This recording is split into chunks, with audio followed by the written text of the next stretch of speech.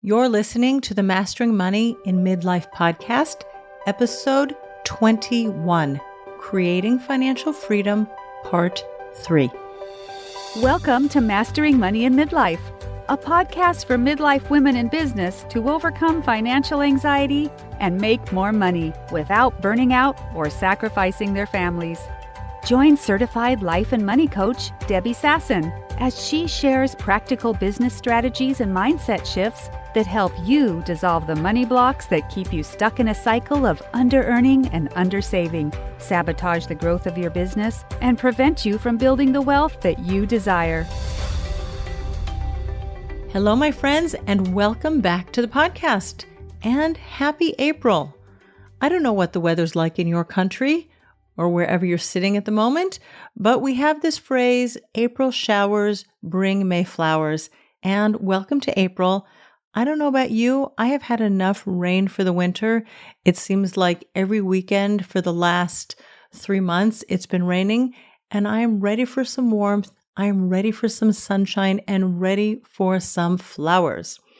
Now, it's probably going to be another month or two, and in Israel it's going to be really hot, and I might be begging for rain.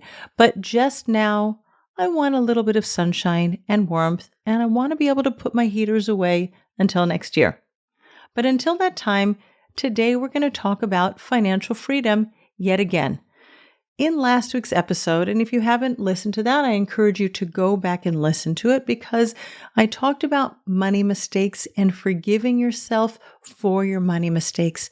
Because if you're holding on to those mistakes and beating yourself up and thinking, oh, if only I had done this, life would be so much better if that hadn't happened. I should have been able to. All those thoughts that swirl around in your brain on sort of auto replay, and you feel them coursing through your nervous system, they really hold you back. And I really invite you to forgive yourself and let yourself free. It's like cutting the kite string so that your kite can just fly away up into the heavens and you can be free. And when you decide to forgive yourself for all of those mistakes, you maybe learned never to go into credit card debt again because the interest rates are so high. In fact, I once worked with a couple and they had credit card debt at 3.25% interest. But what they didn't realize is that it was 3.25% interest every single month. Ouch. And if you do the math on that one, gosh, I have to do that in my head. I think it comes out to 39% interest over the course of a year, and that's really painful. Like if you have $100 on credit card debt and you don't pay anything down, by the end of the year, it's $140. That's mind-boggling. And indeed, it was for them very hard to get out of.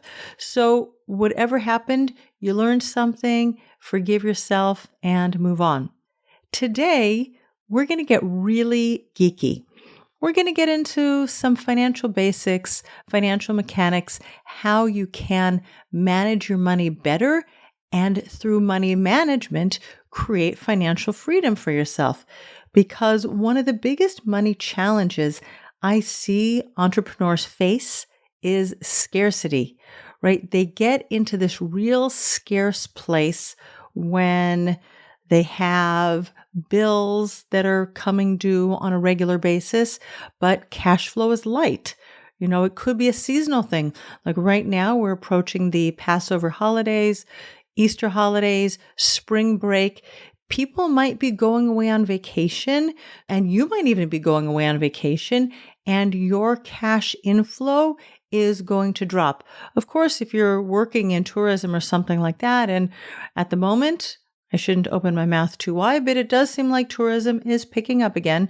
But if you're in the tourism industry, it could be that this is the exact seasonal time when your cash flow rises. But when cash flow drops and your expenses stay the same, your brain can get a little freaked out and get into like a drama loop of how am I going to pay the bills? How's this going to happen? I need to find sources of money. I need to hustle to get some more clients and make some more money because I don't feel safe and secure. The other way that people get into scarcity is if there are large one-time expenses. So it could be that you do a website, redo your website, right? And that could be $3,000 or $5,000. Or maybe you decide to hire a coach, join a coaching program, you upgrade your computer system, or maybe you're creating a course and so you decide to invest in a video camera and a teleprompter with a tripod and a lighting system, whatever it is. And that could also be a few $1,000s in expenses for your business. Whatever it is, there are large irregular expenses. And sometimes this just happens with like taxes. Where I live in Israel, the VAT is paid every other month. So one month it can feel like, such a lovely relief. I don't have any taxes to pay, VAT this month. And then all of a sudden, boom, there's a jump up the next month. Or you might have an annual expense to your accountant, whatever it is. But when we have irregular cash flow and all of a sudden there's a spike up in cash flow, right? Again, there's that, oh my gosh, I need to make money. I need to create money fast because all of a sudden I have huge expenses. And with fluctuating income, and we've talked about that before on the podcast, but with fluctuating income and or fluctuating expenses, and usually both of them are not even like, steady horizontal line every single month. But if there is a big difference, from one month to the next, we can get into scarcity mode and really start to feel tight and anxious and a lot of anxiety, angst, around money and like feel this need to create it fast. Because when there is a lack of money coming in, your brain interprets that data, decrease in cash flow and or increase in income means no food and certain death. And as I said before, your brain can get really, really weird. So this is what I would like to invite you to do for your business. And that is have 2 different savings accounts. One of them is going to be a buffer account for your unexpected expenses. It's kind of like an emergency fund, or sometimes I call it a financial freedom fund, because this is what's going to give you financial freedom so that you can feel that relaxed, expansive, easygoing energy in your business. And you want to make sure that you have enough money in your financial freedom account to cover your expenses for, let's say, 3 months, 6 months, like that would be ideal, right? To have enough money in the savings account to cover unexpected expenses or an unexpected drop in income.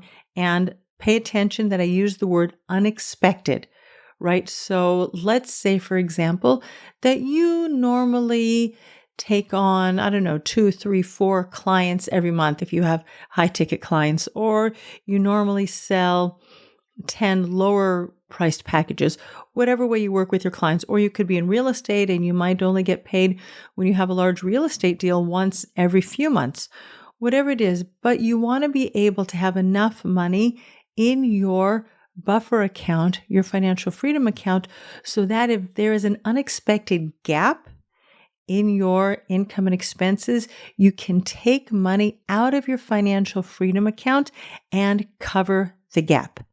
Right? Again, you don't want to get into the scarcity and you don't want to have to get into debt if you don't have to. We've talked about debt. There is no shame in taking on debt. But if you don't have to because you have the money in savings, like don't use debt as the recourse, because we know that income and expenses in our businesses do fluctuate. So give yourself the wiggle room, give yourself the breathing room, right? Again, debt is something that for most people, it does also cause anxiety. And of course, there's the interest rate. If you don't have to pay the interest rate back to the bank or to the credit card company, right? Why do it if you can have some money safely parked in your buffer account for a rainy day? And the second type of savings account that I really encourage you to have is a savings account especially designated for those irregular expenses that you know are going to come up. So if I think about my business, for example, I have yearly memberships, let's say to Zoom and to Canva and to my email provider, my website host. These are not huge expenses, but I do know that they're going to come up. If you have insurance payments for your business, maybe insurance on the equipment in your office, or you have car insurance, maybe you rent storage space, so you have to pay rent like once every 3 months or 6 months for storage space that you rent. And you might also have insurance for the products that you are storing in your storage space. And I certainly know with my home insurance, we pay that every February. So it could be that you would be paying for your storage facilities. You could also be paying the insurance once a year. Notice what your expenses are in your business and when they fluctuate. Or as I said before, with my VAT, I don't pay it every month. So I make sure in my bank account that I keep enough money in there, right? I don't take it all out and transfer it to my home account. I keep money in there so that if this month isn't a VAT month, I know that I'm covered next month. And step 2 of creating financial freedom in your finances is really paying close attention to the income and the expenses in your business and making sure that you're running a profitable business. Now, that's separate from having debt, because if you have debt and you're making regular debt repayment, again, debt is fine. Debt is great. It's a wonderful way for you to borrow money today in order to grow your business for the future. But you want to make sure that your cash flow enables you to cover your debt repayment. What I sometimes see is that people get into situations in their businesses where they took on a debt and then they took on another debt, and their cash flow, especially when it's fluctuating, is not able to cover their debt repayment. And then they have to start making choices. Do they go back to the bank and renegotiate? Do they take loan from family members? And the first thing that you can do, because your business is really here to cover your home expenses, is to see where you can lower your expenses at home and take less money out of your business. Now, we wouldn't want that to be the long-term choice. Again, we do want your business to be able to fund a comfortable lifestyle. But if there are short-term gaps in your income and your expenses, you might need to cut back at home. But always be clear about your cash flow in your business. Don't leave it only to your accountant and for your accountant to tell you at the end of the month or at the end of the year how much taxes you owe. Make sure that you too, as the business owner, as the CEO of your business, you know what's going on with your money. Because the way that you create financial freedom for yourself is to get really cuddly and cozy with your numbers and know what's coming in and know what's going out. And then step 3, once you have those numbers clear and you can see a pattern over, let's say, 3 or 6 months, so you have a pretty good idea of what your averages are, now you want to be able to take a regular payment out of your business and transfer it to your personal bank account, which, by the way, brings up another point. Do you have a separate bank account for your business? Again, in Israel, where I live, you don't have to have a separate bank account for your business until you open a company. Right? I just opened up a company this year in 2022. I was considered a freelancer until I decided to change my business status. That was a discussion with my accountant, what would work out better for me. And my business was already quite profitable. I was already, if you listen to the podcast that I did many episodes ago, I don't remember which number anymore, but I created over $200,000 in my business in 2021, and I was still considered a freelancer in Israel, which meant that I didn't have to have a separate bank account. Now that I opened up my own company, I did open up a separate bank account for my business. But what often happens in my country is that people keep their personal and their business income and expenses all in one bank account. They haven't yet gone to the bank to open up a separate bank account. Now, I did that when I opened my file with the tax authorities, is that I immediately opened up a bank account because I wanted clarity what was going on in my business and what was going on in my personal life. And then I could regularly transfer money from my business to my personal account. And that's what's going to give you a tremendous amount of financial freedom, is having clarity in your business and treating yourself as the CEO of your business, and at the same time treating yourself as the star employee of your business. And as the star employee, you're going to make regular wage payments from your business to your personal bank account. And that enables you to have clarity in your personal bank account, because you know, and if you're at the start of your business, it can be $200 or $500 a month, right? Until you have a lot of understanding of what your numbers are and your cash flow and your income and your expenses. Keep it small. We want to create this habit that your business starts funding your personal lifestyle, but only to the extent that your business can handle it. What often happens is personal expenses go up, and all of a sudden we're borrowing money from Peter to pay Paul, and more money is being taken out of the business and transferred into the personal account. And then at some future month, the business is going to be short of cash. So start creating systems now, whatever stage your business is in. And if it's been running kind of, by the seat of your pants for the last 5 years, go back to episode 20, forgive yourself for your financial mistakes, and today make the decision to start doing things differently.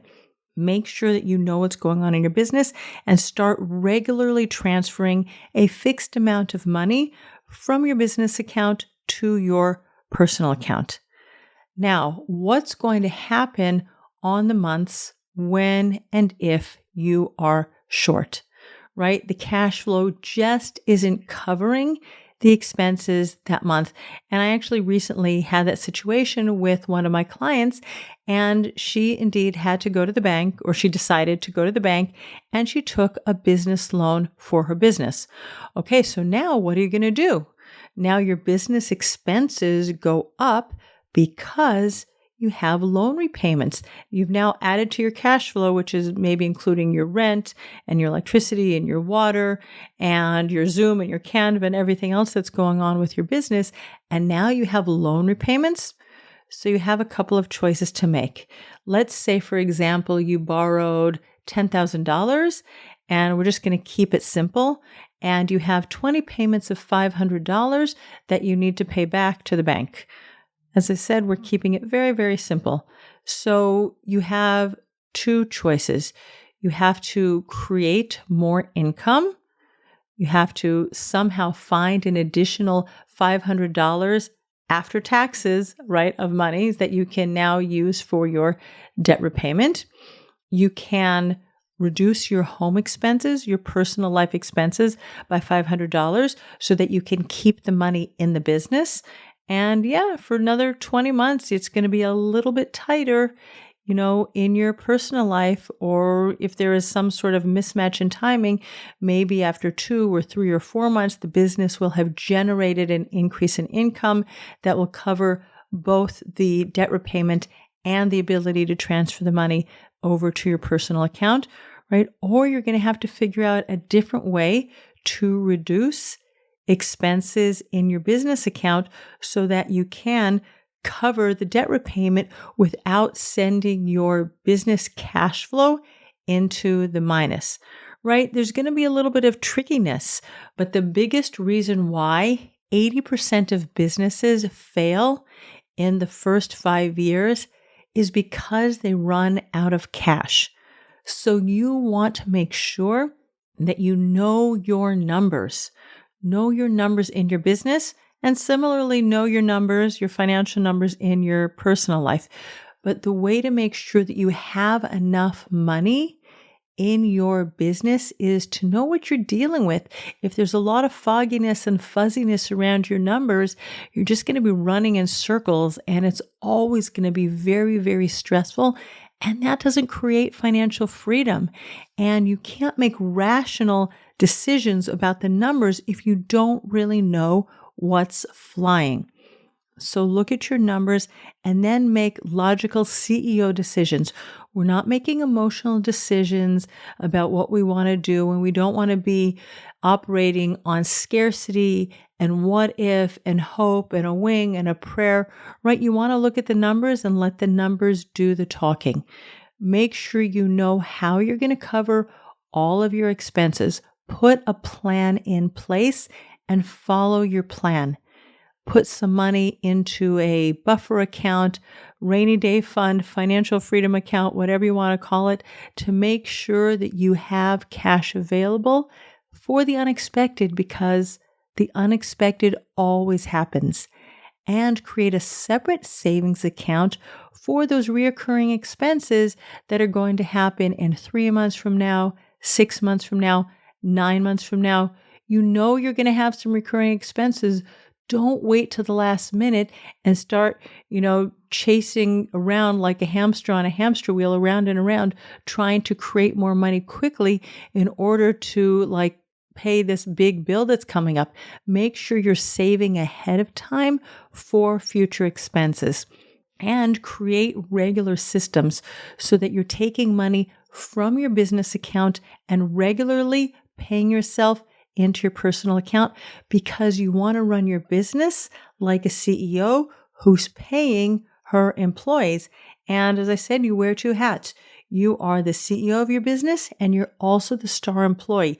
And you want to make sure that your star employee always gets paid so that she's motivated to show up tomorrow for work and do her best job. All right, my friends, that was a lot of geeky number stuff for you to follow, and financial management, financial mechanics for you to follow in your business so that you can create financial freedom in your business, which is going to have that beautiful domino effect to create financial freedom in your life. And if you have any questions, please feel free to reach out and ask me.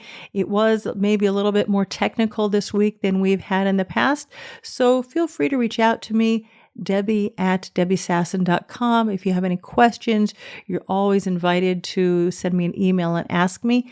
And if you like today's show, the more reviews it has, the more Apple is going to show it on their platform, and the more people will be invited to listen to this show. All right. Thank you very much. Happy April. I will see you next week. Thanks for listening to Mastering Money in Midlife. If you want more information on Debbie Sasson or the resources from the podcast, visit masteringmoneyinmidlife.com.